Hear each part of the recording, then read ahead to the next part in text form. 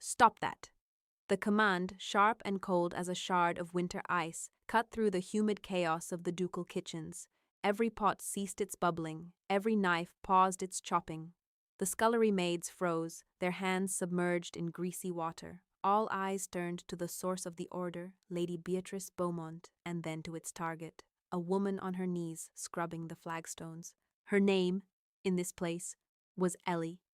She was thin and weary, her face perpetually smudged with soot, her hair hidden beneath a drab, functional cap. She was nobody, and she had been humming a simple, nameless tune, a quiet, absent-minded sound made to pass the endless hours of thankless labor. Lady Beatrice, the Duke of Blackwood's aunt and the undisputed tyrant of the household, advanced on her. Her silks rustled like dry, angry leaves. "Did you not hear me? I said stop." The woman, Ellie, looked up. Her eyes, the color of a morning fog over the moors, were wide with confusion, not fear. "My lady?" That sound, that dreadful little dirge. "You will not make it again." Beatrice's voice was low, but it carried a venom that made the air curdle. "This is a house of mourning, not a gypsy camp. Have you no respect?" A house of mourning. It had been a house of mourning for 5 years. Ever since the day the previous Duchess, the beautiful and beloved Ilara, had vanished. The official story, whispered in hushed tones, was a tragedy of a fragile mind. A devastating madness that had led her to flee into the night, never to be seen again, abandoning her husband and her newborn twin daughters. The Duke, Alaric, had shattered. He became a ghost in his own home, a hollow man haunting the corridors of Blackwood Manor, and his daughters, Lady Isabel and Lady Rosalind, were like twin echoes of his grief. They were pale, silent children who at 5 years old had never been heard to laugh. They were surrounded by governesses, tutors, and all the gilded trappings of their station, but they were inconsolable. Their sorrow was a vast, deep ocean, and no one, least of all their formidable great-aunt, had ever found a way to soothe it. Just this morning, another governess had fled in tears. The twins had met her attempts at cheer with a terrifying unified silence, their identical grey eyes staring through her as if she did not exist. Their latest protest had been to refuse all food, their small faces set in stony defiance. Now, in the kitchens, Beatrice's fury was a palpable thing. It was the fury of failure, redirected at the most convenient target. "Get back to your work," she snapped, her gaze sweeping over the cowed staff. "And you," she pointed a bony finger at Ellie, "one more sound from you, and you will be scrubbing floors in the workhouse. Do you understand me?" Ellie nodded, her throat tight. She lowered her head, the rough bristles of the brush digging into her palm. The smell of lye, stale grease, and damp stone filled her senses. She focused on it, on the physical reality of her world. The rough floor, the ache in her back, the sting of the soap. It was safer than thinking, safer than remembering. She did not hum again. Upstairs, in the west wing, the silence was of a different sort. It was not the fearful silence of the kitchens, but the heavy, suffocating silence of loss. Alaric, the Duke of Blackwood, stood before a portrait of his late wife. It had been painted in the first year of their marriage, a lifetime ago. Ilara, with her warm smile and eyes that held the light. He had loved her with a quiet, desperate intensity that he had never known how to express, and he had failed her. His aunt's words from that terrible night still echoed in his mind. The discovery of a forged letter, the accusations of a lover, the whispers of her growing instability. He, lost in his own grief over a stillbirth that had preceded the twins, had been blind. He had believed the lies because the alternative, that his own aunt would orchestrate such a monstrous betrayal, was unthinkable. He had been a fool, a prize bull led by a ring through his nose. He had pronounced her sentence himself, banishment, disgrace. He had ordered her gone from his house, from his life, from their children. He had done it in a storm of pain and fury, and the moment the words left his mouth, he had felt his own soul tear in two. The storm had passed within an hour, leaving behind nothing but the cold, horrifying certainty of his mistake, but she was already gone, vanished as if she had never been. 5 years.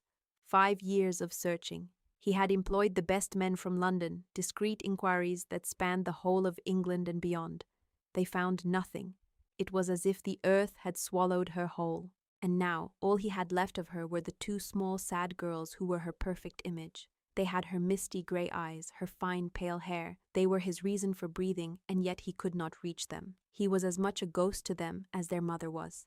He would enter their nursery and they would flinch, two frightened fawns cornered by a predator they did not understand. A knock at the door startled him from his reverie. It was Mrs. Gable, the head housekeeper, her face a mask of weary distress. "Your Grace, it is the young ladies." Alaric's heart clenched. It was always the young ladies. "What is it now?" "They refuse to come down. They have locked themselves in the nursery. The cook sent up a tray, their favorites, but they will not even open the door. They just scream, 'Your Grace,' if anyone comes near." He felt the familiar crushing weight of his own inadequacy. He was a duke. He commanded vast estates, held influence in parliament, and managed the fortunes of a dynasty, but he could not comfort his own children. "I will come." He followed the housekeeper down the long, silent gallery, the eyes of his ancestors watching from their portraits. Each one seemed to mock him, a long line of powerful, capable men. He was the broken link in the chain. The screaming started when they were still a corridor away. It was not the sound of a childish tantrum, it was a sound of pure, primal despair, a wail of such profound agony that it physically hurt to hear it. The two voices, Isabel's and Rosaline's, were perfectly entwined, a single, two-headed monster of sorrow. The nursery door was barred from the inside. A tray of exquisite little cakes and sandwiches sat untouched on the floor beside it. "Isabel? Rosaline?" Alaric's voice was rough. He tried to soften it. "Girls, it is Papa. Please, open the door." The only answer was a renewed wave of shrieking. He pressed his forehead against the cool, unyielding wood of the door. He was drowning in it, drowning in their pain, which was just a reflection of his own. Downstairs, the evening meal service was a symphony of controlled panic. Lady Beatrice presided, her mood a thundercloud that threatened to break at any moment. The failure with the twins had put her on edge, and her displeasure radiated outwards, scolding anyone who came too close. Ellie worked in the scullery, her arms elbow-deep in hot, soapy water, washing an endless mountain of pots and pans. Her world had shrunk to this: the heat, the steam, the clatter of metal, the burn of lye on the raw skin of her hands. It was a penance, a mindless, exhausting penance. She had arrived at Blackwood Manor a month ago, part of a group of temporary workers hired to help with the autumn preservation. No one had recognized her. How could they? The Duchess Ilara had been soft and glowing. This creature, Ellie, was hard angles and shadows. Her hair, once the color of spun moonlight, was now a dull, lifeless brown, darkened with walnut dye and perpetually hidden. Her hands, once skilled at embroidery and the pianoforte, were now calloused and red. She had starved the Duchess out of her own body, leaving only the grim survivor. Coming here had been a desperate, mad gamble. After 5 years of drifting, of barely surviving, she had heard that Blackwood was hiring. The desire to see her children, even from a distance, had become a physical ache, a sickness she could no longer endure. She had to see them, just once. She had told herself that was all she wanted, a glimpse. But now she was here, trapped in the belly of the beast. She saw them sometimes, from the kitchen windows. Two pale, fleeting figures walking in the gardens with their governess, always at a distance. Her daughters. Her heart would seize in her chest, a painful, violent spasm that left her breathless. She would have to grip the stone sink until her knuckles turned white, forcing herself to stay rooted in her place, to remember who she was now. She was Ellie, a kitchen maid, nothing more. The screaming from upstairs was faint, but it trickled down through the thick stone walls and floors, a high, thin thread of sound that found her no matter how loud the kitchen clatter. Every nerve in her body went taut. She knew that cry. She had heard it in the first weeks of their lives, the raw, helpless sound of infant misery, a sound only a mother could truly decipher. Her hands stilled in the water. Her heart began to beat a frantic, painful rhythm against her ribs. They were in pain. Her babies were in pain. Martha, the stout, no-nonsense head cook, slammed a copper pot down on the drain board beside her. "Don't you go mooning, girl. There's 100 more of these to get through before we see our beds." But her eyes, usually sharp and critical, held a flicker of something else. Pity. Poor little mites, they've been at it for hours. Nothing settles them when they get in one of their states. Ellie swallowed, her throat dry. What is wrong with them? The words were quiet, barely a whisper. Martha sighed, wiping her hands on her apron. What's wrong with them is their mother is gone and their father is a ghost. Lady Beatrice runs them like a military campaign, all schedules and discipline. They need a cuddle and a song, not another lesson in deportment. A song. The word hung in the air. Without thinking, without conscious decision, the tune returned to her lips. It wasn't a choice, it was an instinct, ancient and deep. The same simple, nameless lullaby she had hummed to them in the cradle, a tune her own mother had hummed to her. A thread of melody passed down through generations. She hummed it under her breath, a sound no louder than the hiss of steam from the cauldrons. A private comfort in a world that offered none. But sound travels in strange ways in a stone manner. It crept from the cavernous kitchens, up the narrow servants' staircase, a ghost of a melody winding its way through the house. Upstairs, Alaric had given up. He had slumped against the nursery door, defeated. The screaming had subsided into ragged, exhausted sobs. The whole house seemed to be holding its breath, waiting for the next eruption. And then he heard it. Faintly. So faintly he thought he was imagining it. Another trick of his grief-addled mind. A melody. Simple, gentle, familiar. He pushed himself off the door, straining to hear. Where was it coming from? It seemed to be rising from the very floors of the house. Inside the nursery, the sobbing stopped. There was a sudden, absolute silence. Not the tense, angry silence from before, but a listening silence. Alaric pressed his ear to the keyhole. He heard a soft shuffling sound. "What is that?" a tiny voice whispered. "Isabel." "A song," Rosalind's voice replied, equally small. The melody grew a fraction louder, a steady, soothing hum that seemed to wrap itself around the raw edges of the house's sorrow. Alaric's breath caught in his chest, his heart hammered against his ribs. He knew that tune. It was Ilara's lullaby, the one she had hummed constantly during her pregnancy, the one she had used to soothe the twins when they were infants. He had not heard it in 5 years. He had thought he would never hear it again. He turned to the petrified housekeeper. "Who is that? Who is humming?" Mrs. Gable looked bewildered. "Your Grace, I can't be sure. It sounds as if it's coming from below stairs." Inside the nursery, there was a scraping sound. The bar was being lifted from the door. Slowly, the door creaked open. Isabel and Rosalind stood there, their faces pale and tear-streaked, their identical gray eyes wide with a strange, searching light. They were not looking at their father. They were looking past him, down the corridor, their heads tilted as if listening to a distant call. "The song," Isabel whispered, her gaze fixed on the main staircase. "It's Mama's song." Alaric felt the world tilt on its axis. Mama's song. A song no one else knew. A song that had died with Ilara. But it was not dead. It was alive, right now, in his house. He did not walk. He ran. He flew down the grand staircase, taking the steps 2 at a time, his boots echoing in the sudden, profound silence. The twins, forgotten for a moment, pattered after him, their small hands clutching each other's. The humming grew stronger as he descended, leading him like a beacon. It was coming from the kitchens. He burst through the green baize door that separated the family's domain from the servants' world. The heat and smells of the kitchen hit him like a physical blow.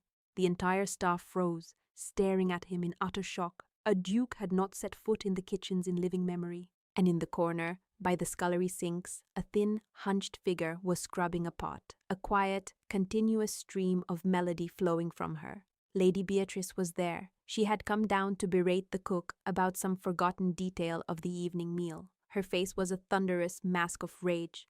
She saw Alaric, and her expression shifted to one of pure astonishment. "Alaric, what on earth are you doing down here?" He ignored her. His gaze was locked on the humming woman. "You," he said, his voice a raw command. "Stop!" Ellie's humming broke off with a gasp. She looked up, her eyes wide with terror. The Duke, here, looking at her. She felt the blood drain from her face. "Stand up," he ordered. She scrambled to her feet, her hands dripping soapy water onto the stone floor. She kept her head bowed, her cap hiding her face. She prayed he would not see. She prayed he would just send her away. "Look at me." Slowly, trembling, she lifted her head.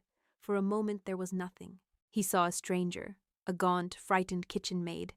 Her face was thinner, etched with lines of hardship he did not recognize. Her eyes were dull with exhaustion. But they were the right eyes, the color of fog on the moors. The world seemed to slow down. The clatter and hiss of the kitchen faded into a dull roar. He saw past the soot and the thinness. He saw the elegant line of her jaw, the delicate shape of her nose. He saw the ghost of his wife staring back at him from behind a mask of poverty and fear. Elara, he breathed. The name was a prayer, a curse, a question. Lady Beatrice let out a strangled gasp. Alaric, have you taken leave of your senses? That is a kitchen maid. She looks nothing like her. But the twins had arrived. They had followed their father, two small silent wraiths in their white nightgowns. They stopped at the kitchen door, their eyes scanning the room. Their gaze passed over the cook, over the maids, over their great aunt. Then they saw Ellie. They did not run to her. They simply stood and stared. Their faces, which had been pinched with sorrow, slowly began to soften. A dawning light of recognition, deeper than memory, flickered in their eyes. Rosalind took a tentative step forward. "Mama?" she whispered. The word was fragile, a thing of cobwebs and dreams. Ellie's control shattered. A sob tore from her throat, a raw, ragged sound. Tears she had refused to shed for 5 years streamed down her face, washing away the grime. She took a half step towards them, her arms aching to hold them. And in that moment of unguarded, absolute love, the resemblance became undeniable. The way she looked at the children, the curve of her mouth as she wept. It was her. It was the Duchess of Blackwood. Alaric felt a wave of nausea so profound he had to grip the edge of a heavy oak table to keep from falling. It was her, alive, scrubbing his floors. For a month she had been in his house, under his roof, and he had not known. The sheer, monumental horror of it threatened to unmake him. "Seize her!" Lady Beatrice shrieked, her voice cracking with panic. "She is an impostor, a charlatan, come to prey on your grief." But no one moved. The kitchen staff were paralyzed, caught between the fury of the aunt and the thunderstruck silence of the Duke. Alaric looked from Ilara's tear-streaked face to the stunned, hopeful expressions on his daughters' faces. Then he looked at his aunt. He saw the raw, undisguised terror in her eyes, and suddenly the past 5 years rearranged themselves in his mind. The convenient discovery of the letter, the lack of any real proof, her insistence that the matter be handled quietly, internally, to avoid scandal, her constant subtle poisoning of Ilara's name in the years that followed. It had not been a tragedy, it had been an execution, and he had been the executioner. "Get out," he said, his voice dangerously quiet. Beatrice stared at him. "What?" "I said," he repeated, his voice rising to a low roar that vibrated through the stone room. "Get out, all of you." He swept his arm towards the door, his gaze encompassing every servant, every potboy, every maid. "Leave us." There was a frantic, silent scramble for the exits. No one dared to disobey.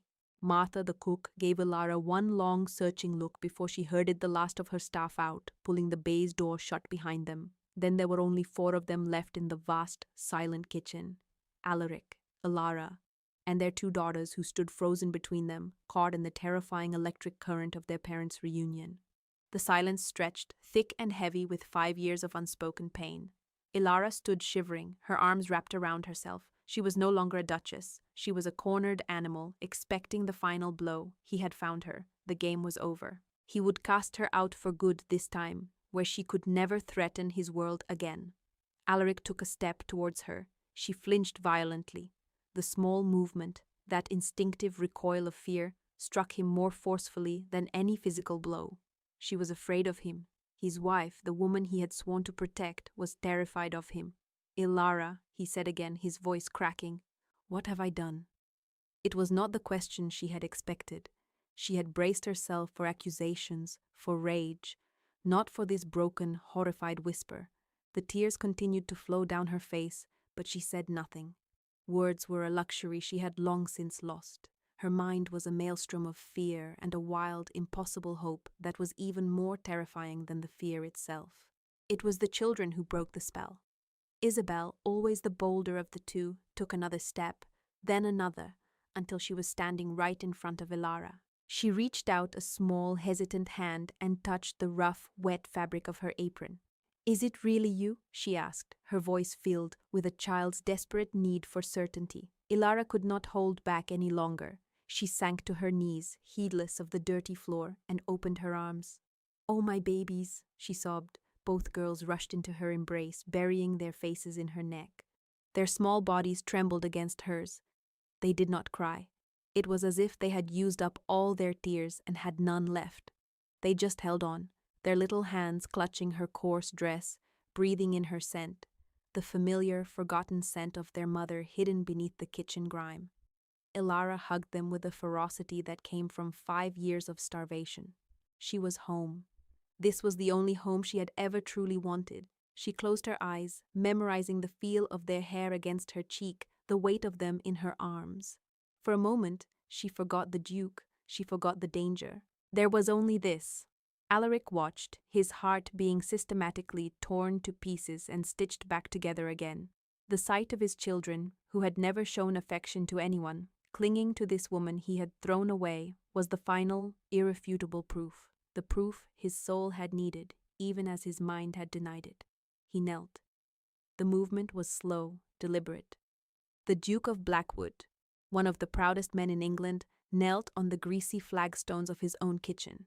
He was not kneeling to his duchess. He was kneeling before the ruined woman he had created.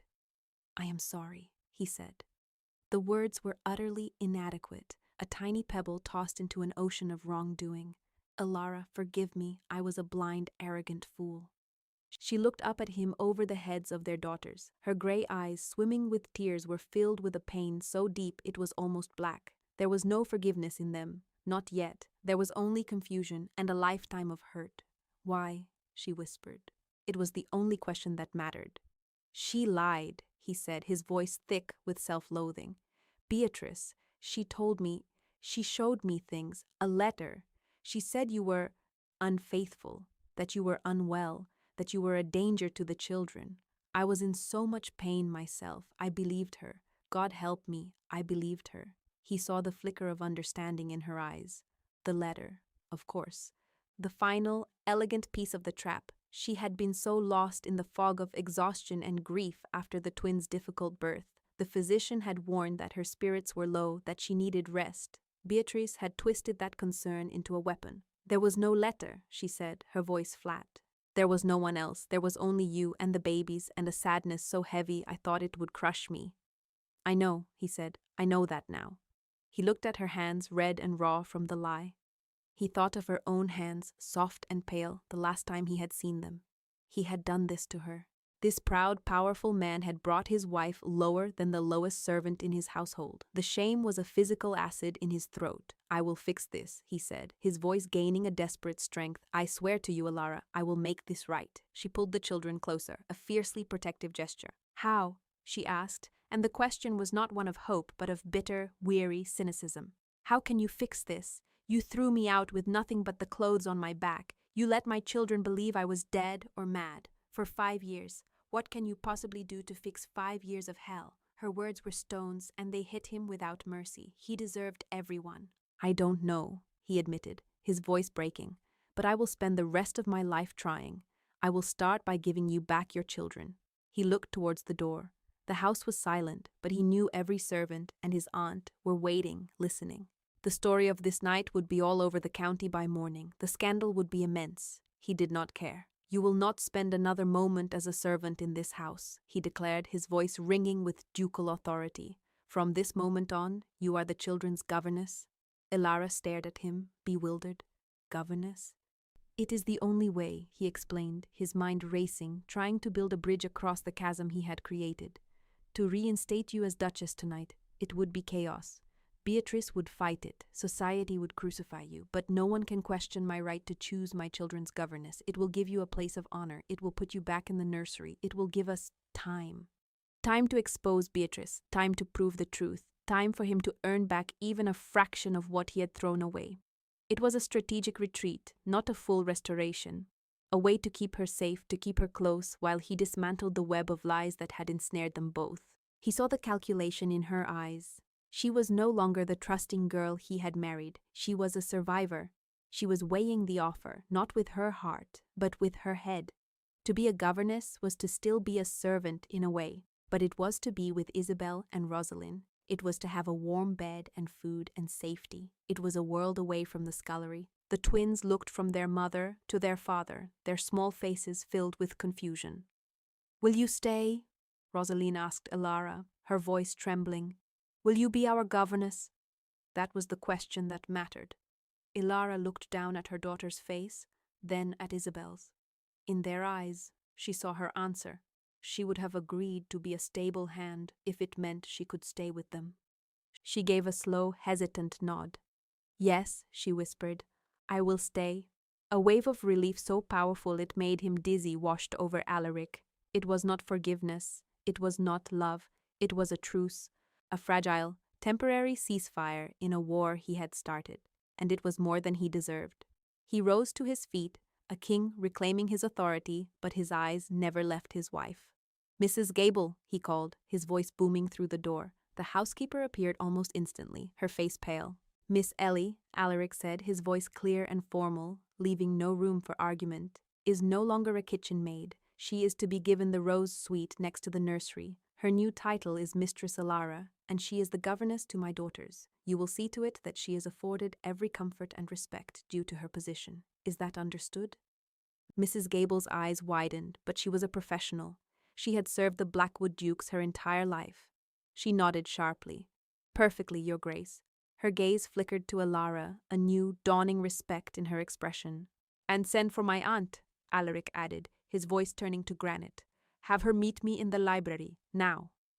The confrontation with Beatrice was brutal and short. She stormed into the library, her face a mask of righteous fury, ready to decry the madness of hiring a vagrant impostor to care for his children. She found him standing by the fire, his expression colder than the winter night outside. He did not invite her to sit. She is no impostor, Beatrice, he said, his voice flat. She is Ilara. You are mad with grief, Beatrice spat. That creature is a common maid who happens to share a passing resemblance. I will not have her near the girls. She is a fortune hunter, a conniving... It was her lullaby, Alaric cut in, and the simple sentence silenced her. The one she used to sing to them, a song you have never heard, a song no one in this house knew but me and her. The color drained from Beatrice's face. It was the one detail she could not have foreseen, the one loose thread in her perfect tapestry of deceit. And I saw her face when she looked at them, Alaric continued, advancing on her slowly. And I saw their faces when they looked at her. But most telling of all, Aunt, I saw your face when I said her name. He was standing before her now, towering over her. I saw your terror. This is an outrage, she stammered, trying to rally.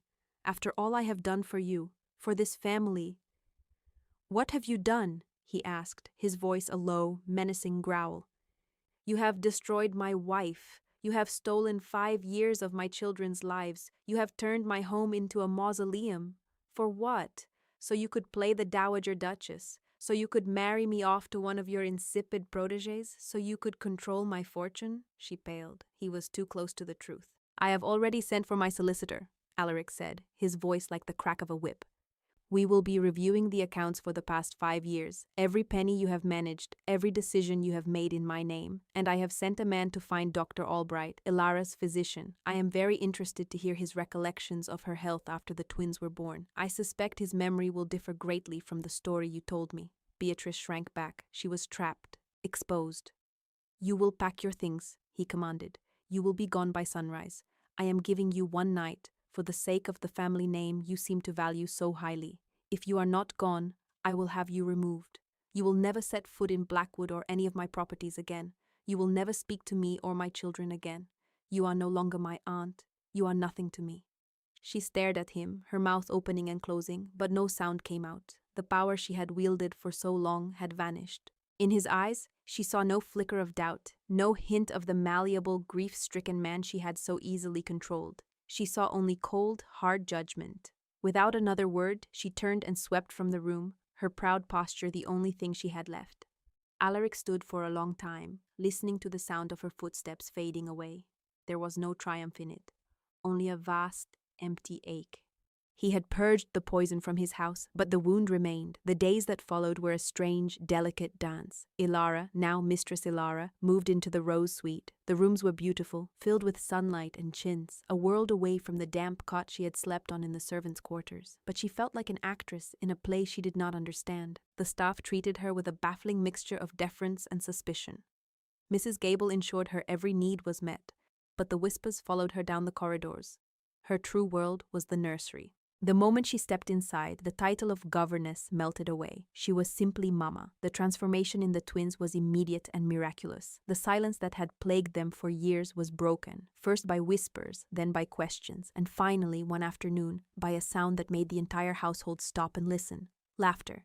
It started as a small giggle when Elara produced a tattered, hand-sewn doll she had made for them years ago and kept with her always. Rosaline had poked its lopsided button eye, and a bubble of mirth escaped her. Isabel heard it and joined in, and soon both girls were caught in a wave of helpless, happy laughter. Alaric, who had been passing in the hall, froze outside the door. He leaned against the wall, his eyes closing as he listened to the most beautiful sound he had ever heard.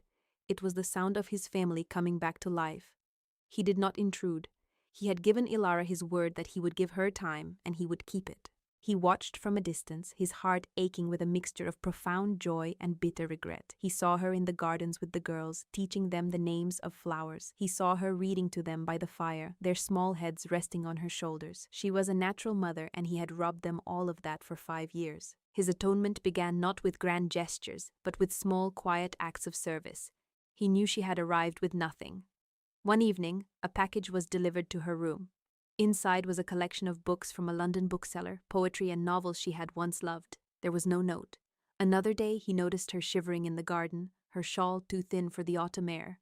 The next afternoon, a thick, soft cashmere wrap in a shade of pale grey that matched her eyes was draped over a chair in her room. He began to join them for tea in the nursery. At first, the encounters were stiff and awkward. The twins, sensing the tension between the adults, would fall silent. Elara would serve the tea with the formal, distant politeness of a stranger. She called him Your Grace. He called her Mistress Elara. It was a painful, absurd charade. He tried to talk to her, to explain more about Beatrice's machinations. He told her how his investigator, Mr. Hobbs, had located Dr. Albright, who had confirmed Elara had been suffering from profound exhaustion, not madness, and had been furious to learn his diagnosis had been ignored. He told her how Hobbs was uncovering a pattern of Beatrice skimming funds from the estate accounts. Elara listened, her expression unreadable. It was validation, but it was cold comfort. The facts did not change the reality of what she had endured. I am glad you know the truth, she said quietly one afternoon, after he had laid out more evidence of his aunt's deceit. But the truth does not give me back the last 5 years. It does not erase the nights I spent sleeping in barns, or the hunger, or the fear. I know, he said, his voice low. Nothing can. He looked at her, at the strength in her face that had been forged in that fire. I would not erase it if I could. Not if it meant erasing the woman you have become. She looked up, surprised. It was the first time he had spoken of her not as a victim, but as someone admirable. He pressed on, feeling his way in the dark. The Elara I married was wonderful, but she was untested. You are formidable. It was a clumsy compliment, but it was genuine. A flicker of something warm passed through her. It was not forgiveness, but it was a crack in the ice. The turning point came on a cold November night. Rosaline woke with a fever and a deep barking cough. The house was thrown into a quiet panic. The local doctor was summoned and diagnosed a severe case of croup. He left powders and instructions, but warned that the night would be critical. Elara refused to leave her daughter's side. She sat by the bed, bathing Rosaline's forehead with cool cloths, her hands steady and competent. Alaric came into the room shortly after the doctor left. He had dismissed the nursemaid, his face grim. I will stay with you, he said. It was not a request, and so they kept vigil together. They did not speak much. Words were unnecessary. They were simply a father and a mother, united in their fear for their child. He brought her tea. She accepted it with a quiet murmur of thanks. He kept the fire stoked, fighting back the chill of the room. She held Rosaline's small hand, humming the lullaby, a soft, constant prayer against the darkness. Sometime near dawn, as the sky was beginning to lighten from black to charcoal, Rosaline's breathing eased. The fever broke. She fell into a deep, natural sleep. Elara sagged with relief, her head falling forward into her hands. The tension of the night had drained her completely. Alaric came to stand behind her chair. He gently placed his hands on her shoulders. She did not flinch. She leaned into his touch, just for a second, a silent admission of her exhaustion. His hands were warm and strong. It was a familiar feeling, one she had thought she would never experience again. She will be well, he said softly. You saved her. We saved her, she corrected, her voice muffled by her hands. He let his hands rest on her shoulders for a moment longer, a silent offering of comfort and support. In the shared stillness of that dawn, with their child sleeping peacefully, the chasm between them seemed, for the first time, crossable. After Rosalind's recovery, something fundamental shifted. The formality between them began to dissolve. She started calling him Alaric in private. He, in turn, began to use her name, Ilara, his voice lingering on it as if it were a precious thing he had rediscovered. He began to court her. It was a strange and public courtship of his own wife. He would invite Mistress Ilara and the children for a drive in the pony cart. He brought her flowers from the conservatory, not as a duke bestowing a gift, but as a man offering a token of his affection. He learned his own daughters, their favorite stories, their secret fears, their funny little habits, all through watching Ilara with them. He was not just atoning for the past, he was building a future, one small, hesitant brick at a time. One afternoon, he found her alone in the library, a place she had avoided. She was standing before a bookshelf, her fingers tracing the spines of the books he had bought for her. "I never thanked you for these," she said without turning around. "They were always yours," he replied, his heart beating a little faster. She turned to face him. There was a new softness in her eyes. "Alaric," she began, her voice quiet but firm, "I want to be your wife again." He stared at her, his breath catching in his throat. It was the one thing he had desperately hoped for but had not dared to ask. "Not the Duchess of Blackwood," she clarified, seeing the look on his face. "Not a title or a position. Ilara, your wife, your partner, your equal, or nothing." He closed the distance between them in 2 long strides. He did not touch her. He just looked down at her, his soul in his eyes. "Equal," he said, his voice thick with emotion.